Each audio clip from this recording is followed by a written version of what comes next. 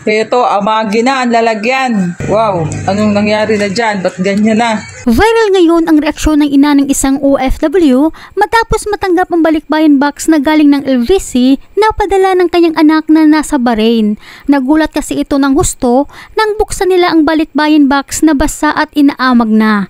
Tulad sa karamihan, isa rin ang ina ng OFW na naghihintay na dumating ang balikbayan box kung saan naglalaman ang regalo ng kanyang anak na para sa kanyang birthday. Kahit sino naman siguro ay magulat at manglumo kung ganito ang itsura na bubungad sa ating harapan.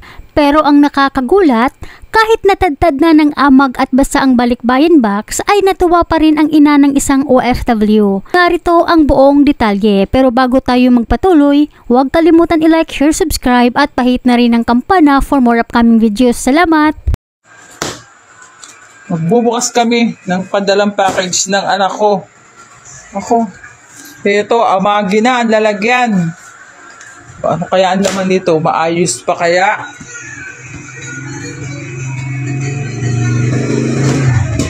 Wow, anong nangyari na dyan? Ba't ganyan na? Baka naapektuhan ito ng baha mga kababayan, no? Kailan lang yung bagyong Karina? Dami rin mga kumpanya sa Manila na lubog sa baha dahil sa lakas ng buhos ng ulan. Nako, sana di talaga inabot yung mga warehouse ng mga balikbayan box.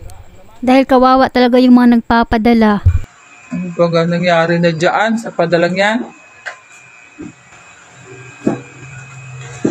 Halos 3 buwan nung ipadala galing Bahrain. Amagi na. Hindi maintindihan kung maayos pa ang laman.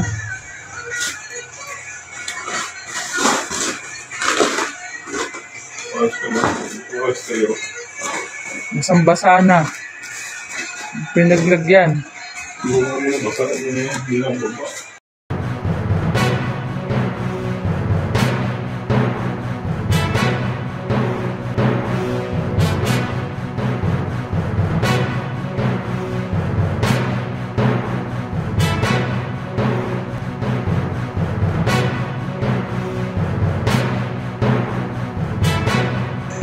Tagtag na sa kaamagan. Hindi kaya yun masira. Hindi kaya sira ang laman. Basa nga eh. Ano ba nangyari na dyan sa padalang yan?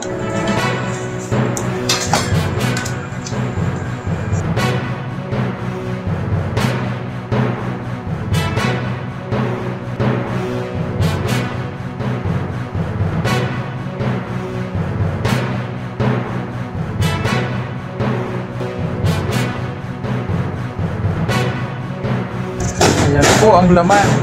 Unti-unti na lumalabas ang itsura. Wow, ang laki!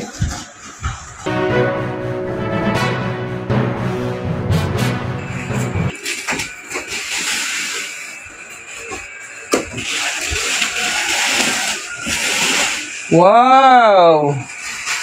Ang ganda! Ganda ng pa-birthday ng aking anak. Late nga lang nang dating. July 15 pa ako nag-birthday. August 14 na dumating. August ano yan? 13? 13, 14. Ang ganda naman.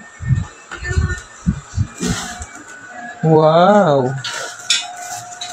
Buti na lang talaga at bago, nakabalot pa sa plastik, di tumagos yung tubig, kundi kung nagkataon, kinalawang ang inabot. Kaya nadala niya sa LVC.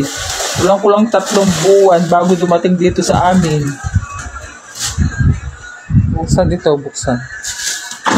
Yan. Ay, yan. Kumapit na. Ganda. May litsuna sa loob. Oh. Mas maganda siguro mga kababayan, ibalot nyo po muna ng plastik yung mga gamit bago nyo ilagay sa balikbayan box. Kasi di natin alam yung mga sakuna na dumating. Tulad nung Karina, dumaan lang yun sa Pilipinas pero grabe yung pinsala na iniwan niya sa Manila. Hanggang dito na lamang po, mag-ingat po kayo palagi kung saan man kayo ngayon mga kababayan.